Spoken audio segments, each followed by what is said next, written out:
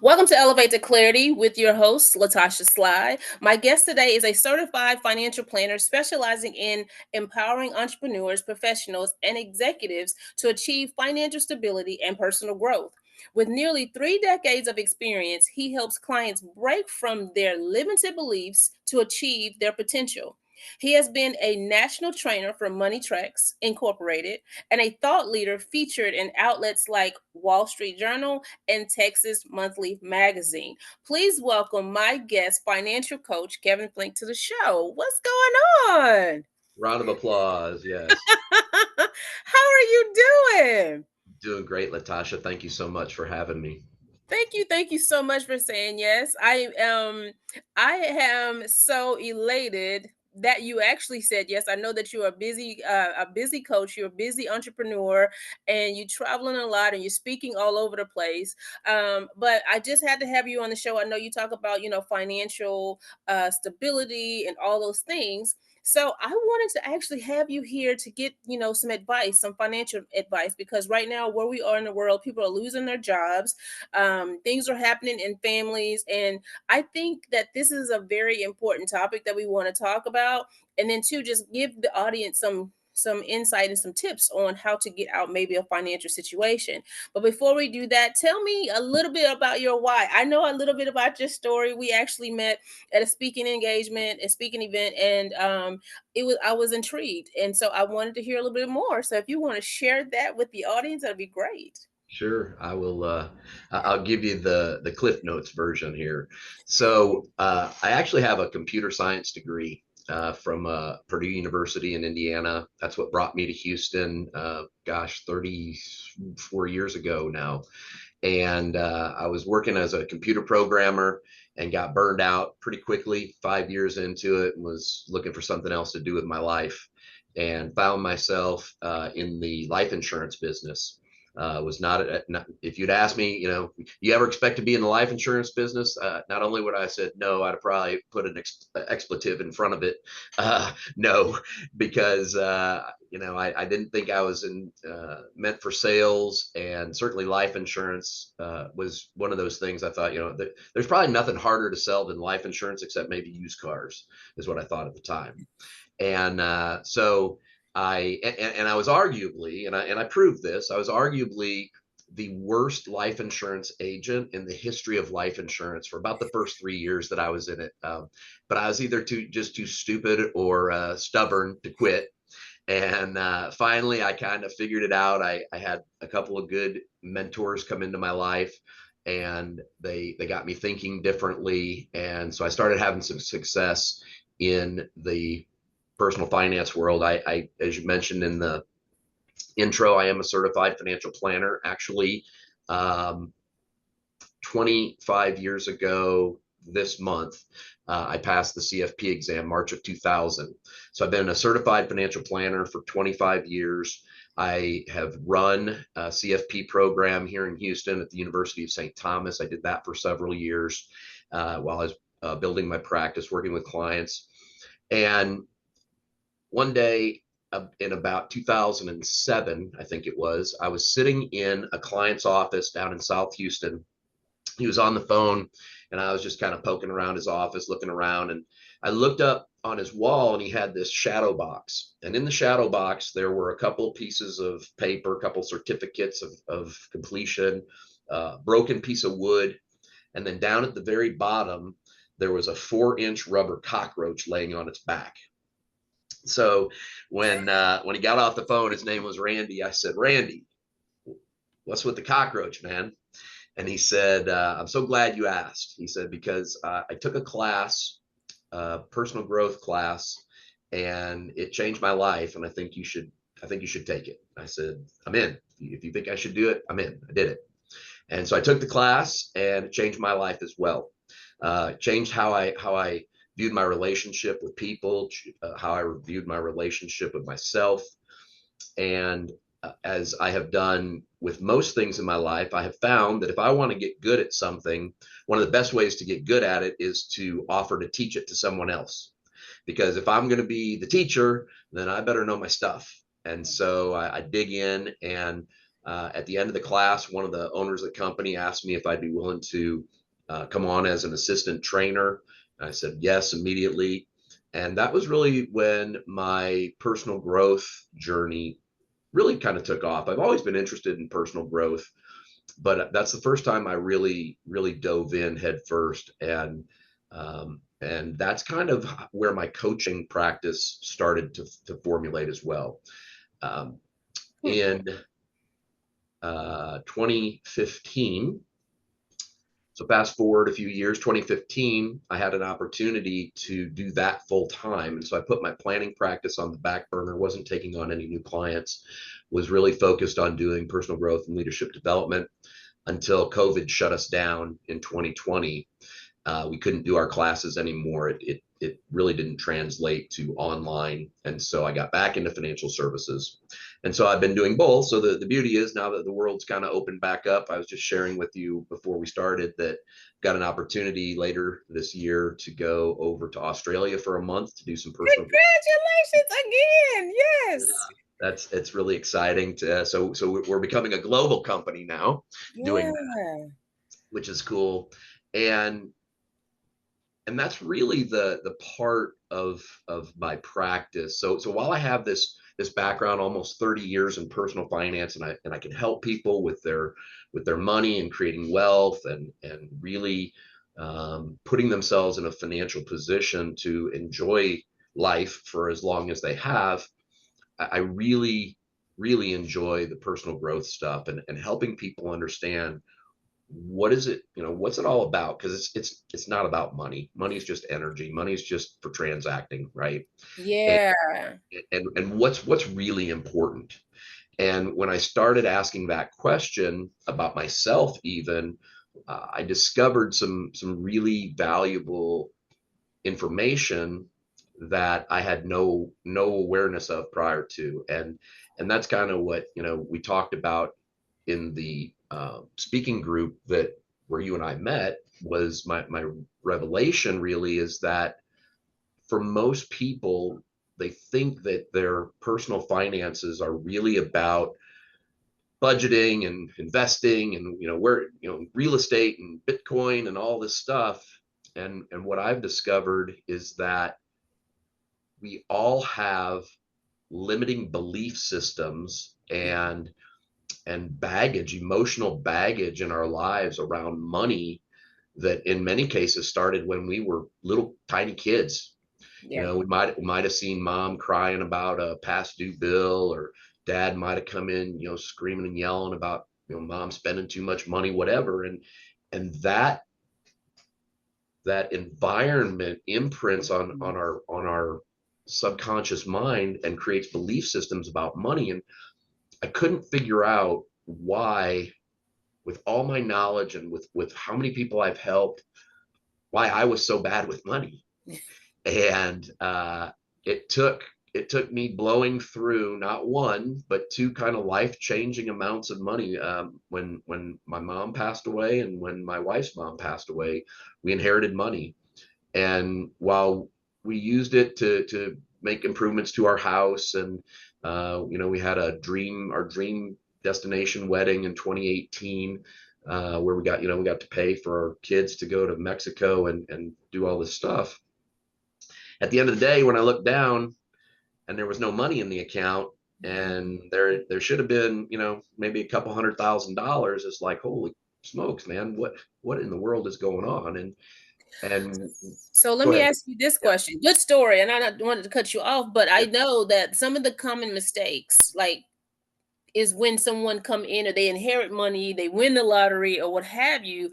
Some common mistakes that people make is that they don't sit down and actually budget. So, but you're the expert. So, what are some common mistakes, even with you sharing your story, but you've seen in coaching others and things like that? Yeah.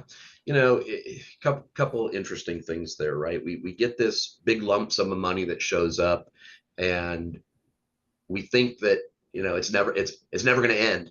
You hear about like professional athletes. The majority of professional athletes, they make so much money, but their careers are so short, and they just get this mindset, this belief system that, oh well, it's always going to be there. So they don't save it, they don't budget, they don't put it away, they don't live a lifestyle that can be supported on less. And as a result, most of them are bankrupt within a very few years. Same thing's true about Mhm. lottery winners. Most people that win the lottery, they're broke within a relatively short number of years because they spend the money as if it's never going to end. Yeah. And what I discovered was that it's really not just a lack of budgeting. It really comes from these belief systems that we have, and they're buried in our unconscious mind. And the one that, for me personally, and maybe this is true for some of your listeners, is that I didn't believe I was worthy of money because of some things that Mhm. happened. I had a couple that, as I was thinking about where do my beliefs come from? Why do I believe this? Because if you were to ask me, hey, Kevin, do you think you're worthy in general? I say absolutely. I believe I'm worthy of love. I believe I'm worthy of happiness and joy and everything. But when it came to money, I had some limiting beliefs there that said I wasn't worthy. And so what I found was that anytime money showed up in my hands, I found a great way to get rid of it. And while Mm. yes, I did have, some memories, we created memories from it. And life is not about just collecting stuff. Yeah. It really is about the memories that we create. Right. And you know, we don't know how long we're going to be on this planet, and we got to have money to live the lifestyle that we've gotten accustomed to. And so while your listeners might be going, well, boohoo for you, you spent $500,000. I'm having a hard time feeling bad for you about it. Yeah, a What? $500,000, that's a lot. So my thing with this, because I think, like you said, with the even athletes, and I think they're doing better now with trying to get the financial help that they're needing when they're getting a lump sum of money at 19 and 20. Some of them now are coming out with these NRL deals. That's a whole nother story. But the lump sum of money that they're receiving it's absurd. But I think, like to your point, it's that you don't plan for the injury. You don't plan for life to get to life. And when, okay, a storm comes through, you have a flood, and all of these things, you just want to go on a cruise. You're living your best life. You get the 5 cars, and you only need one. And so, financial literacy and having that conversation. But the most important thing that you did say was the belief system and understanding that you still are worthy, because a lot of people don't come for money, and you inherit this large amount of money, but you need to immediately think, okay, now this is a whole new lifestyle I'm about to get into. I need to actually teach myself on how to keep it, and so I can sustain it. I think who does very well of that is Magic Johnson. He has done an amazing job of being someone that has overcome his story to being this, billionaire basically, and investing in all those things. Um, so I like what you said there. It's more so feeling that you were not worthy, but then how did you turn that around? What did you tell yourself to say, you know what, I actually lost $500,000, and whatever your thoughts, your mindset was at that time, how did you overcome that? Yeah. It's interesting, Natasha, because it wasn't so much the loss of the money Hmm. as it was the stories I was telling myself about myself that that created sort of the pit for me. So what do I mean by that? Um, the guilt and shame that I had were the driving emotions that I could tell you the day it happened. I know the day it happened. It was September 18th of 2018. And yeah, 20, 2018. Um, I had a what do you call it? A panic attack. I'd never had a panic attack before. I was laying in bed with my wife. It was about almost 10 o'clock at night. And all of a sudden my mind was just racing, and I couldn't concentrate, and I was nervous, and I don't really get anxious about things very much, but I was nervous, and I couldn't. Something was just telling me, you got to get out of here. Just get out of here. And I didn't know what that meant. And so I just told my wife, I said, you know what, I'm just gonna go for a walk. And she said, okay. Do you want me to come? And I'm like, no, I just need to go for a walk. And I left the house and I was just walking, and all of a sudden I just started crying out of nowhere. I didn't know why. Mm. And about an hour later, I found myself in our little downtown standing by the railroad tracks, and I was thinking about stepping in front of a train. Wow. Wow.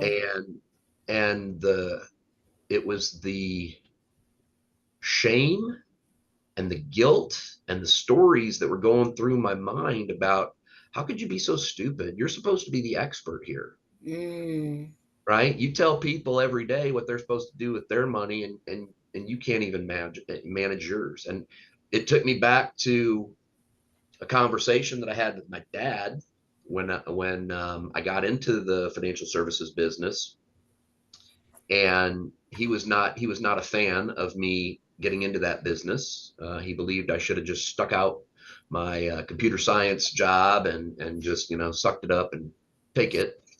Uh, and I asked him, I said, Dad, I'm in the financial services business. Can I, would you be willing to let me manage your portfolio for you? He had about $1 million portfolio. And he said his exact words were, "No, you're not capable of handling my money."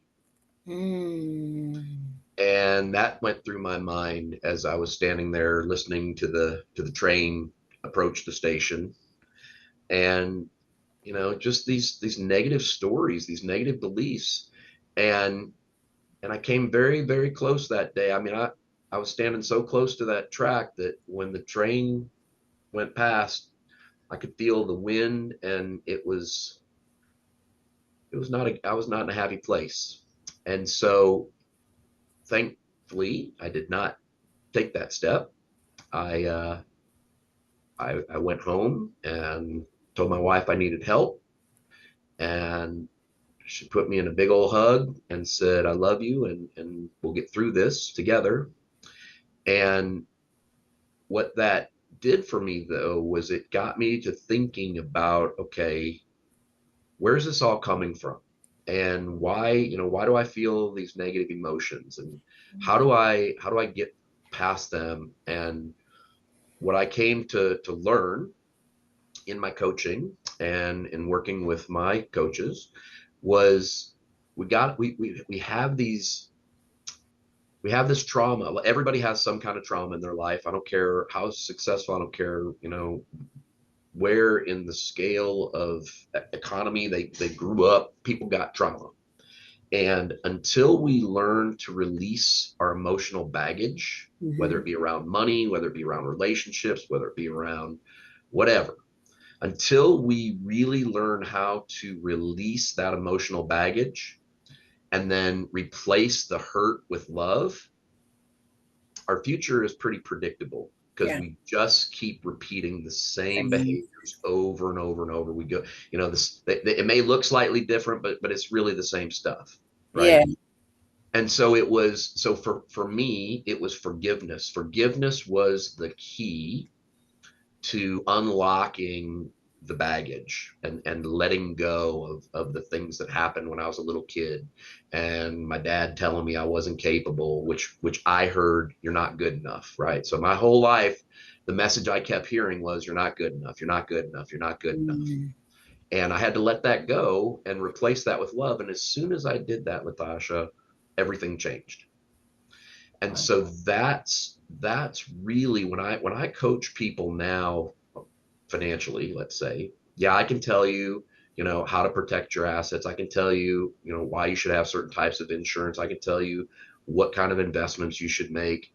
But unless we deal with that emotional baggage first, the probability of them being successful is pretty low.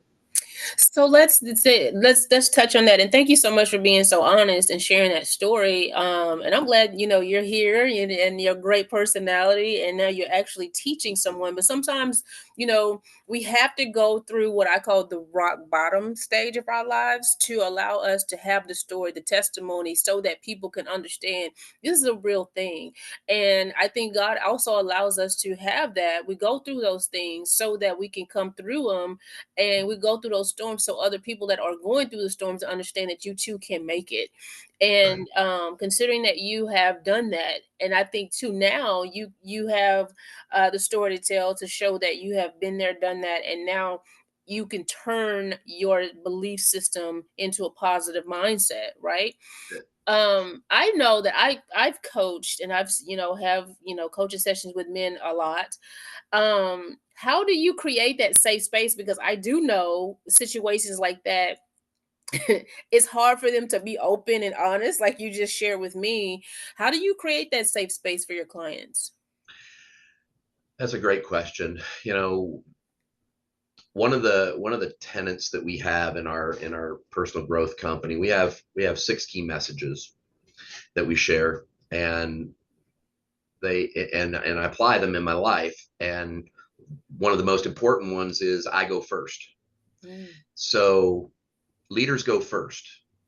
So if I want somebody to be vulnerable with me, I get vulnerable with them first. I show them that's okay. Um, One of the things we talk about again in our leadership business is what comes first in building a relationship, trust or transparency. And it's kind mm, of like a chicken and egg, right? mhm. So some people say, well, trust, I have to trust the other person before I'll become transparent with them. And other people will say, well, if they get transparent, then I'll trust them, right? Right. So our suggestion is trust is the answer, but it's not trusting the other person, it's trusting ourselves to get transparent. That when I trust myself to get transparent with you, that shows you who I am, and it allows you to let your wall down and then be transparent with me, and then we can really create a trusting environment. So and I tell my coaching clients this, like, look, there's no secrets here. I'll tell you my story, and this is a safe space. So that's the first one, is I go first. Another one of our tenets is vulnerability is strength. A lot of Mm. people think vulnerability is a weakness. A lot of men have been taught vulnerability is weakness. Yes. And the way I get around that, Latasha, is I say, well, let me ask you this: does it require courage to be vulnerable? Sure, Hmm. sure it does, right? It Yes. requires what requires more courage? Being vulnerable or stuffing it down? Oh, well, being vulnerable. Depends on Yeah, these. yeah, right. And is being more courageous positive or negative? Yeah. Is It's- positive. So how can you say that transparent or that vulnerability is negative if it requires courage to be vulnerable and courage is positive? Then how can you say being more courageous is negative? Yeah. It doesn't make any sense. So That when also I'm sorry, go ahead. that's all right, go ahead. That also goes back to just forgiving yourself, right? That's You it. have to be able to forgive yourself because you allow that to keep you in bondage. You allow that to keep you prisoned, and then you're afraid to do anything else. You allow yourself not to trust not only yourself but then to other people based off of your own experiences. The only thing that the things that you've actually created for yourself, right? That's right. I Most love the fact that you said leaders go first. I have over 20 years of leadership experience. And yes, because those that we lead want to see that you actually know what you do, what to do, how to move, and all those type of things. They want to see first. yeah, Unfortunately, yes, leaders should go first because now I want you to trust and be loyal to what I'm doing to understand that I know what I'm talking about, but I'm a leader that have your best interest at heart. So I do love that you have that. That's really good. yeah. Another one of our core tenets is I'm at choice. Mm. Everything in life is a choice, right? And I can choose to be vulnerable or I can choose to stuff it down. I can choose to be positive or I can choose to be negative. It's a Mhm. choice. And so all of these things, what I've learned is, I'm the role model. And I don't mean that like, oh, look at me, I'm the role model. No, if I want other people to be positive, then I need to role model that for them. I need to show them what it means to be positive. I need to show them what it means to be enthusiastic and vulnerable. And, if I'm not willing to get out there and do that and show them and be the role model, well, then I can't expect them to do that right? I mean, we all want our children, if you have children, we all want our children to be, productive, positive, enthusiastic individuals, right? Well, Yeah. how are they going to know what that looks like if we don't show them? We hope they get it by watching TV and seeing, the Kardashians or something. No, Say the no. Yeah, Kardashians. I have to pull that out, right? But Yeah, I agree with you, and I've always said to people as well. It's like the first influences of our kids I see is you, the parent. that's They right. they learn from they see you at home. So I am the first influences of my boys. So I have to be the best wife. I have to be the best mom, best communicator, because if they don't see what that looks like at home, they don't know what to expect when they encounter another woman or their first girlfriend or wife, what have you. So I really believe that. And that way they understand too, it's a two-way street. Like you understand that, okay, this is how we need to communicate. This is how a man should do this, right? So absolutely, you have to be able to set the example. That's right. And it's important for them to know that it's okay when you fail, Yeah. right? When you play life the way that I encourage people to play and the way that I attempt to emulate, right? So I don't always get it right. I certainly don't have all the answers, and I certainly make a ton of mistakes. Just ask my wife. I do. Um, but uh, you know, leaders fall down when you play life out there, giving it 100%, playing full out, living life on purpose. You're gonna fall down, and I celebrate that now, right? Failure is only failure when you refuse to get up. Leaders fall down all the time, and one of the things that I read in a book, and I can't remember what book it was now, but they said, if you want to be more successful in life, then learn to fail faster, Mm. because failure shows. See, you know, if you fail and then you just go back to the R&D department, like, oh man, why did we fail? We got to figure it all out. Man, somebody else gonna come pass you up. No, you failed. Go back, change something, and get back out there again and Yeah, fail again, right? And, absolutely. and but we've got this belief system that says failure is negative. Well, depends on the context you're putting it in. Yeah. Fail forward. I One of Fail. my mentors, Lisa Nichols, long time ago in 2017, I met her. She said it's okay. You want to fail forward because you That's got it. to get back up, and it's a lesson in that. So now you know what not to do, even with you, right? That's right. That's right. They say Edison found 10,000 ways not to make a light bulb. Right. I'm glad he kept going, because otherwise maybe we'd be sitting here, in with gas lanterns still, or torches or whatever. Yeah. But yeah, it's important. And so getting back to the money stuff, right? Understand, what are your beliefs about money? Start there. Why do I believe this? How does it benefit me to believe this? Is this a belief that I truly believe, or was this just a belief that somebody handed me Mhm. and I bought into, and it just doesn't serve me anymore? And it's not just about money. This is true about every area of life, right? Right. And then, okay, well, if that belief system isn't going to serve me anymore, then it's okay to forgive yourself and to forgive whoever it was that taught you that belief. Um, and then do something different, change your Yeah. approach, right? Have a plan. That's where the whole budgeting. No, look, nobody wants to budget. Nobody wants to live on a budget. In 30 years in business, I have yet to find somebody that says, oh, thank God I finally found you. You're going to tell me how to live on a budget. No, no, that's never happened, right? But helping people understand, look, only the government gets to print money, and Mhm. that ain't going so well either. So you got to figure out, how are you going to make it not only up the mountain, but how are you going to get back down the other side of the mountain? And that's the analogy that I use for life. During our working years, we're climbing the mountain. Our focus is to get to the top, plant the flag, take the picture. A lot of people call that retirement or financial independence day. The problem is, now you got to come down the mountain, and Mm. we don't know how long the descent is going to last. And if you're married, the descent has to last for both you and your spouse, and so all the money needs to last.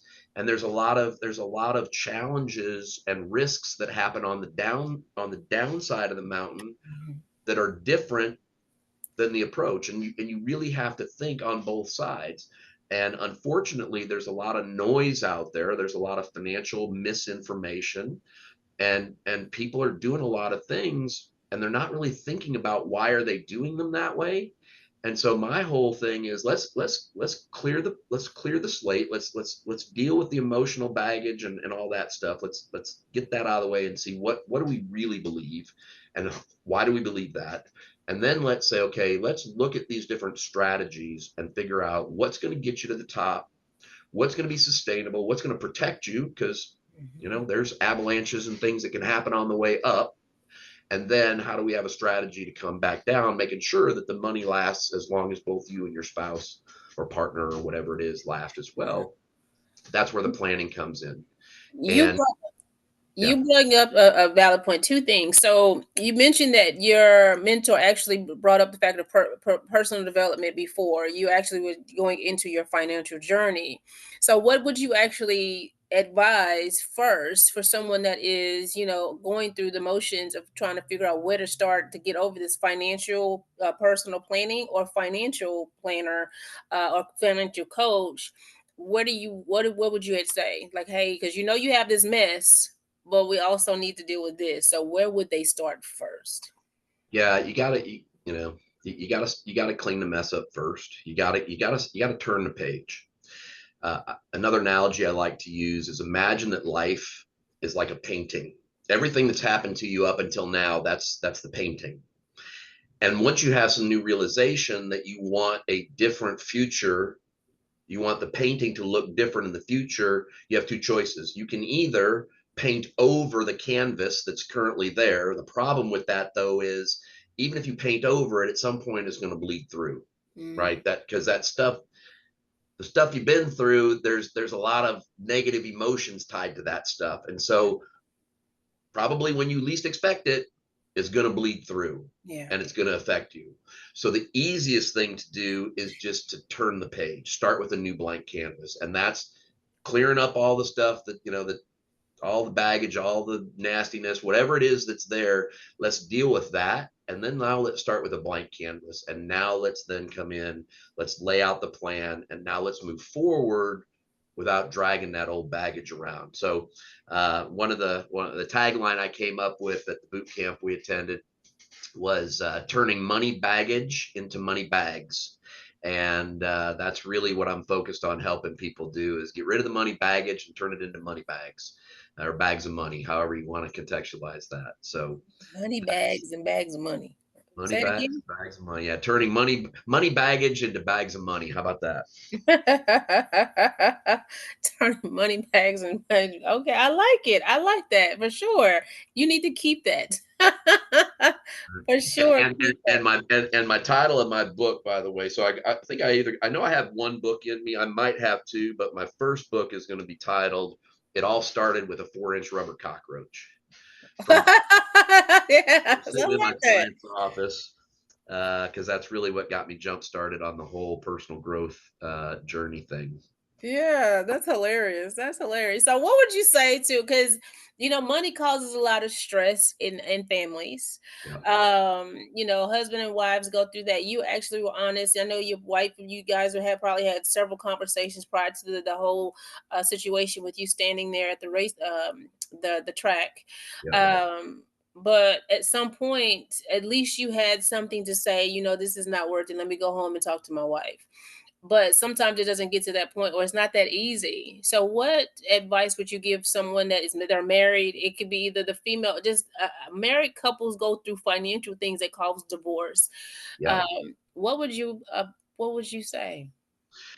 Again, it's what's your outcome. So everything comes back to, what's my outcome. So what's our outcome in our relationship as it relates to money? What's our outcome? Because if we don't have an outcome, if we don't have an agreed upon outcome, if we just operate off of expectations of other people and we hadn't had a conversation about it, the future is very predictable. Yeah. And as you point out, it's likely going to end in a divorce. If you're waiting for the other person in your relationship to change so that things can get better, is probably going to end up in a divorce. Yeah. I'm just telling you what I know. So when you know, because money is one of those things, money and kids are the two things probably that lead most relationships into divorce, right? Um, just having the willingness to sit down and say, okay, what is it that we want? And this doesn't mean that that you can't have some of your own money to do your own things, right? There are a lot of people that I work with. They're like, look, I want to have some of my own money. I don't need him or her to control how I spend my money. I want to have some money that if I want to go out and get my nails done and buy a purse and shoes and whatever I want to do. And if he's like, if I want to go out and buy some cigars and some bourbon and and go golfing, I don't need her complaining about it. And I'm like, you're absolutely right.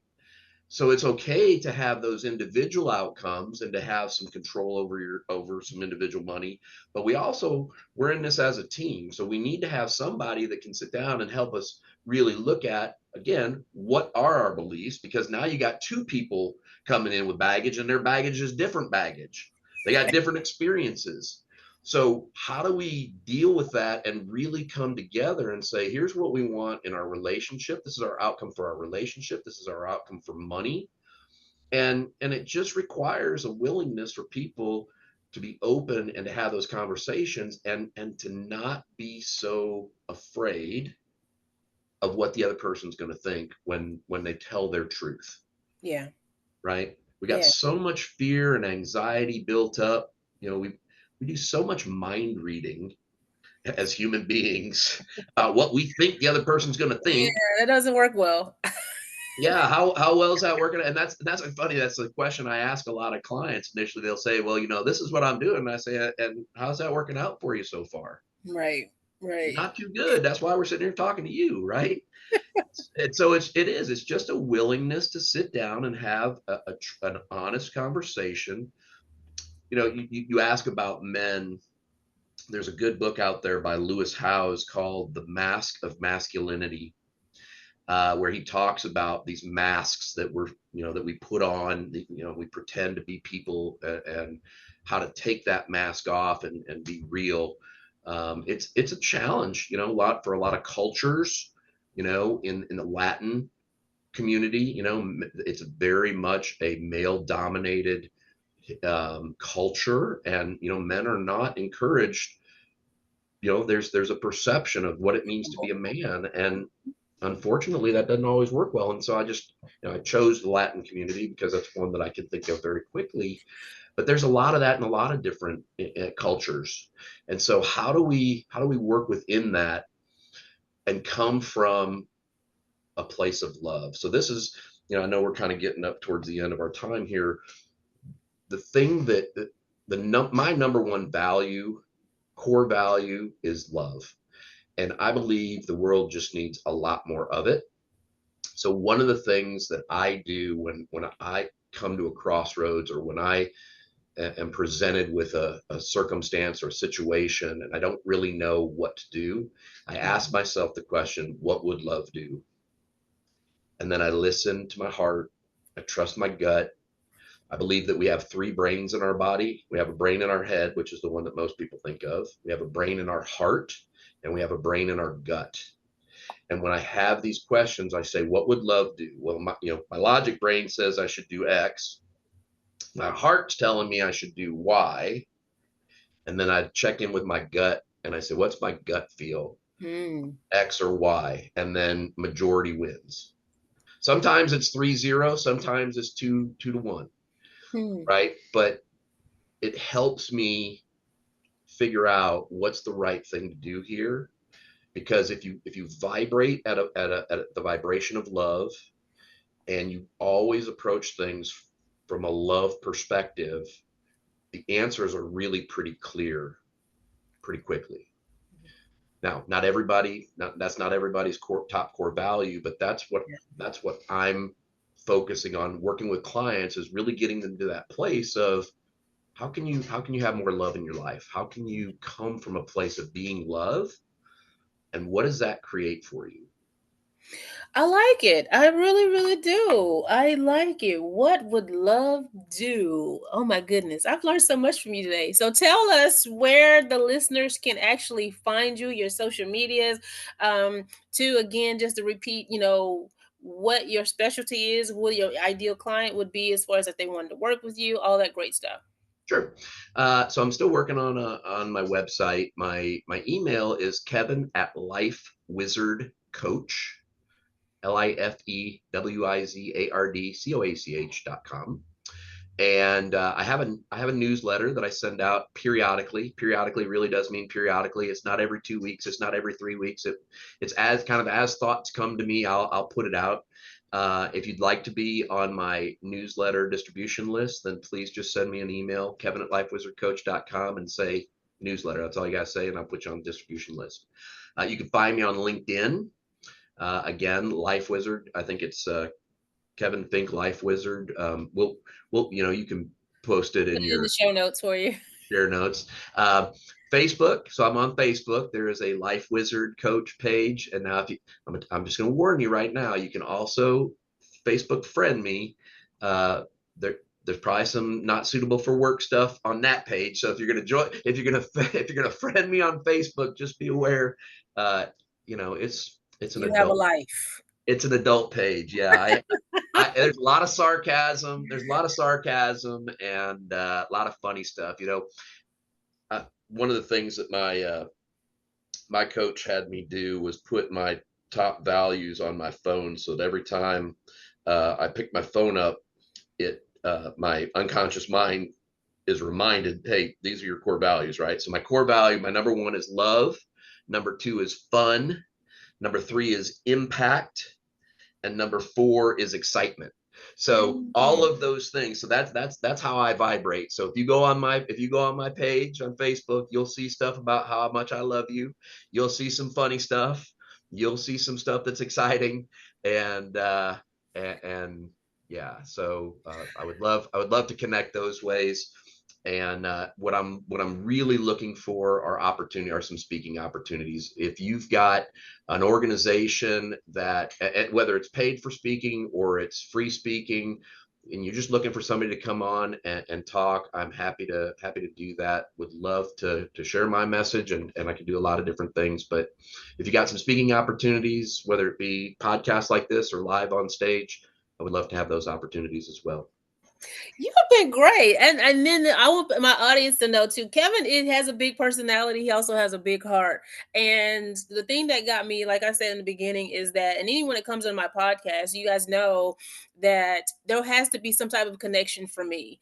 And there was a connection. He's funny, but he's been vulnerable in the environment that he and I has been in places together. But most importantly, he's serious about his craft. He's serious about changing lives, and like you said, being having an impact for those that come in his space, just like I am. So, if you're wanting to actually work with him, he is definitely given us a lot of great information regarding just personal development, finances, and just life in general. As he states, love, right? What would love do? But the most important thing that I've actually learned from him is, again, it goes back to your belief system. And then we want to be honest with ourselves about our finances. If you got yourself in the mess, be honest with yourself enough to know that you have to seek help, seek a counsel, seek out a coach to actually help you get through those trials and tribulations, because it's only temporary, it's not permanent. So it's the quicker you actually seek the help, the faster you can actually get the help. And then again, forgiveness. Forgive yourself. We all fall, right? We all make mistakes. That's what God intended to do. Is like, okay, well, we have the power to choose. And just because you chose wrong this time doesn't mean you will choose wrong the next time. It's about the experiences that we choose to do and have in our lives. But Kevin, you have been amazing. And I have really, really enjoyed this episode. The show notes will actually have all of your contact information in there for those that want to get in contact with him. I hope this won't be the last that I see Kevin. I suspect not. I would love for us to get together and do this. And anytime I can add value for your listeners or for you, I'm here for you. Perfect, perfect. This has been another great episode of Elevate to Clarity with your girl Latasha Slide. Remember, all things are possible, but clarity makes them elevate. And I'll see you at the top. Take care.